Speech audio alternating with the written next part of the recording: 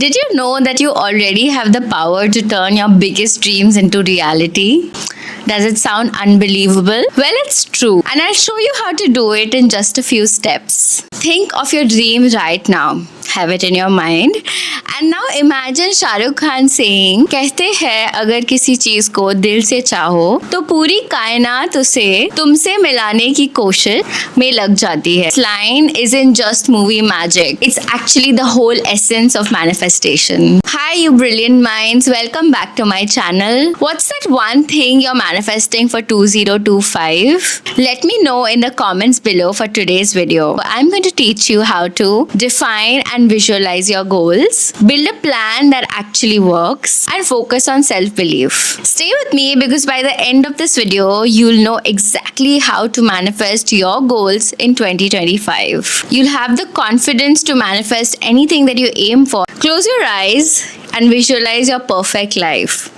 Do it for a good 5-10 minutes so you're super clear on what you want. Now it's time to define these goals, and when you're doing it, you have to be super specific. For example, if I'm somebody, say, who's overweight and wants to lose a little bit of weight, so I need to define my goal either with a specific number, let's say I want to become 55 kgs by the end of 2025, or you could just say, hey, I want to lose 20% of my body weight in terms of fat. So it has to be really specific. There's a small framework that you can use for it. It's called SMART. So let's see what the SMART framework means. This means specific, which means that the goal needs to be well defined. It could include who are the stakeholders, the process, and the how. M is for measurable, which means that you need to have a goal seek number that you are aiming for. Of course, you need to keep it a little bit challenging, otherwise there's no fun of it. A stands for achievable. Well, all of us want to be the next Ambani, but that's not going to be possible in 1 year alone. So take something that is achievable, and it's not too easy as well. So it's going to be, say, a 10-15% out of your reach so that you challenge yourself and you aim for something more that you can easily do. R is relevant. It means that it has to be relevant to a long-term goal.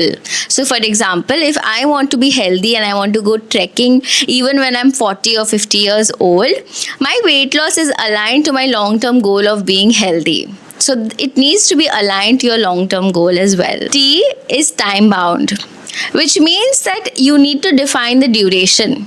You could either have the whole year as your duration, or you could break up the year into, say, six parts of 2 months each, and then you could define a goal for each of them. So in that case, your duration would be 2 months, but you would have a start date and an end date for each of them. Now that you've defined your SMART goal, it's time to go to the next step. You have to visualize, and this is where your vision board comes to life. So when I say that you have to visualize what you want, this is because you need to create an environment which will keep reinforcing these targets on you. This is here enters the concept of a vision board. Imagine what you have achieved or what you want to achieve, and then put it up in a form of a collage. You could write down the SMART goal that you have and alongside put a photo of it.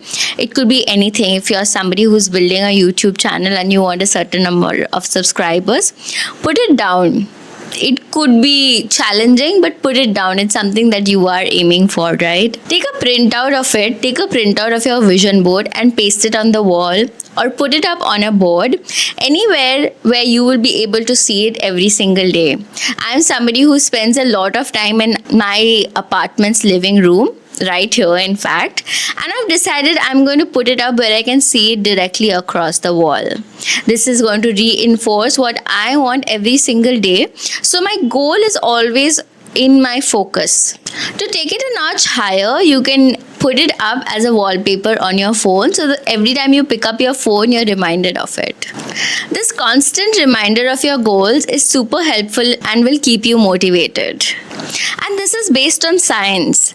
So we have a bundle of nerves which is called Reticular Activation System in our brain. And what it does is that it takes care of behavioral cues and motivation. So if you observe yourself, suppose you want to buy a watch in the next month. From today today till the next month, till the day you actually buy a watch, you will be observing all the watch advertisements carefully. Anybody who talks to you or shakes your hand, you'll probably be actively looking at the watch he or she is wearing. So whenever we want to do something, whenever we aim for something, the reticular activating system actually attunes our thoughts, minds and behavior towards achieving that goal. So we start to sort of take in everything in the environment, which lets us focus on our goal. This visualization cue will continuously hammer you, eventually leading you to be very alert and attuned to your needs, which will keep you aligned to your goal. Now that we are very clear on what our goal is, we've created an environment which keeps telling us what our goal is. The third thing is to create a plan. Now, all of us have great ideas, all of us have great goals, but execution is important, and for that we need a plan. There are two ways to make sure that your plan is good. One is that it has to be practical. It means that it has to be possible for you to execute. Just an example, if I were to select a gym which was 2 hours away from my home, it would never be possible for me to actually go to the gym and work out. So I need to choose a gym which is nearby. So it needs to be very practical.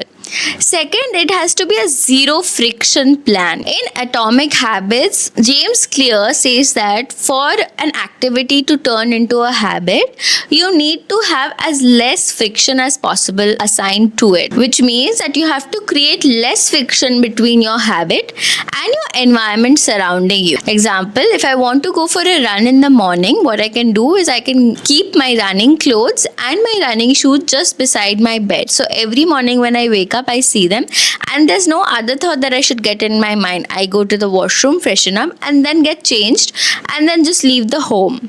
So it could be for every hour of your life that you want to execute properly, you keep these cues which are zero friction for the next habit to take place, which in turn sort of builds a habit stack. So if you decide to read the book, which I highly recommend, you'll realize that every habit sort of goes on to build a habit stack, which means that between every habit, if you decide to create zero friction, you definitely can create a habit stack in which you're executing one after another habit without realizing. So for me, it could be that I wake up in the morning, I freshen up, I have my drink of chia seeds, warm water, lemon juice, and then I have 2 dates, and then I put on my walking clothes and I head out. So I'm stacking one habit after another, and I know this for sure, and I do it for sure because I have the ingredients in my fridge. I have my shoes and my clothes ready from last night, which means that there's no thought, there's no extra effort that goes in. Step 4 is to make sure that you test the plan. So for example, if you're going to execute your plan from 1st of January, take the whole of December to test and reiterate the plan. So for example, if you have decided to make your first goal as wake up at 5 a.m. in the morning and have a morning routine, for example, you started on say 5th December or 1st December, whenever, you realize that you are not able to wake up at 5 a.m. simply because you are not getting enough sleep, which means that your plan did not include the fact that you need 8 hours of sleep and you have to sleep by 9 p.m. the previous day.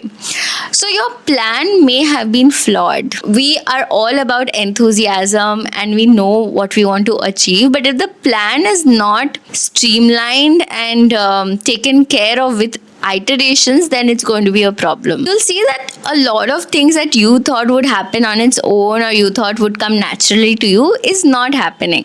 So you need to ask yourself again about a new plan or a sort of revised a V2, a version 2 of your plan, and then finally fix it.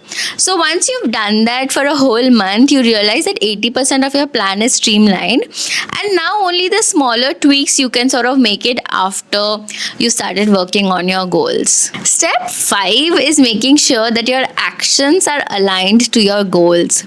Now this is a very intentional way of living your life which is aligned to your goals.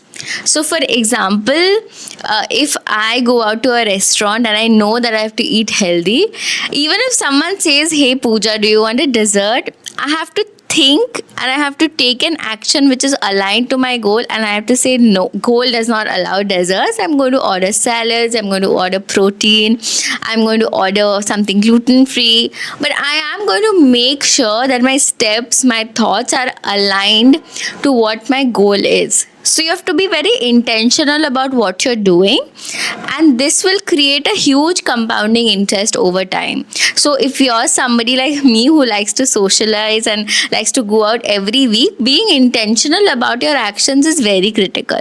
So similarly, if you're somebody who's currently addicted to reels and you've decided you're going to do like a replacement of reels with something productive, you have to stop yourself from picking up the phone. Possibly picking up the phone is the trigger that you need to understand that you have to stop. So you could probably lock your phone for 5 minutes, for 10 minutes in a drawer, and then pick up what you're going to do.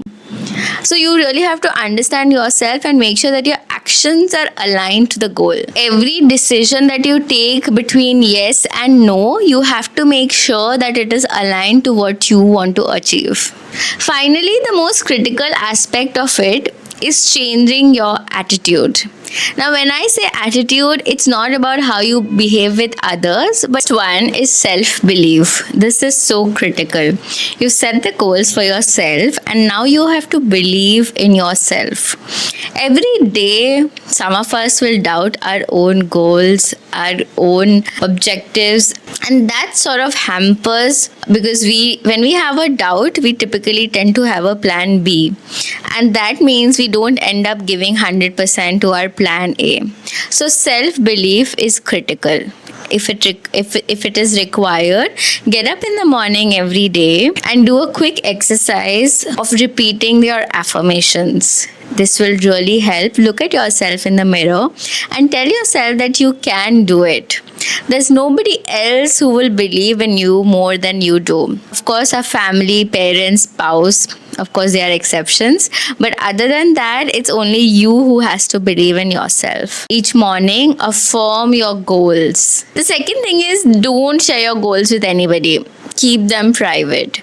I feel that whenever we share our goals with somebody, they will either find a fault in it, they will find a fault with our plans, they will share some criticism.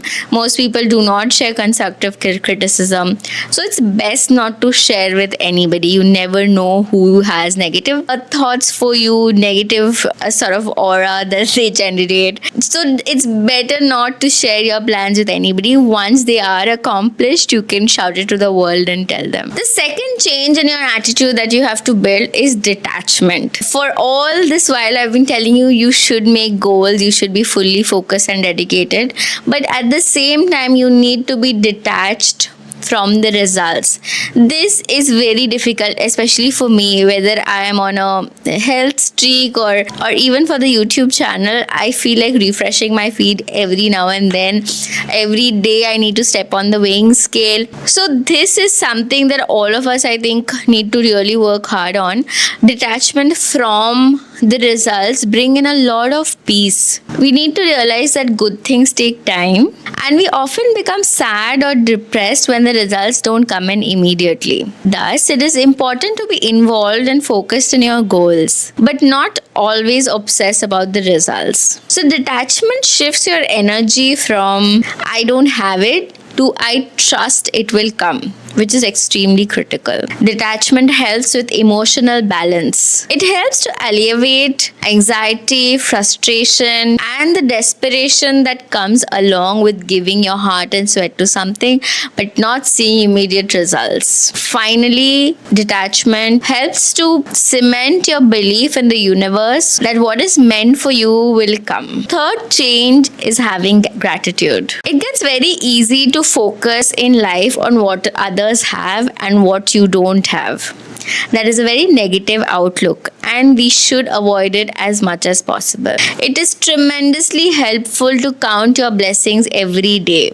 It brings a burst of positivity in your life, and the universe repays that positivity. You start operating from a mind space of happiness, and channeling this gratitude into your goals will result in more dedication, learning, and a peaceful time while you are on the journey. I think that really sums up the sort of manifestation technique that you should have. This is extremely practical. It is not fancy like the ones we typically see everywhere. Let me just quickly summarize the steps of manifestation that we've discussed here. First is define clear and specific goals. Second, visualize what you have dreamt of through vision boards. Third, create a practical low friction plan. Fourth, test and refine your strategy. Fifth, align your action with your goal. And lastly, practice self-belief, detachment, and gratitude. Remember that the universe conspires to help those who believe in themselves and work towards it. So let's make 2025 the year of unstoppable growth. If you enjoyed this video, thank you for staying till the end. Please like, share, and subscribe. Let me know in the comments what you're manifesting for in 2025. See you next week.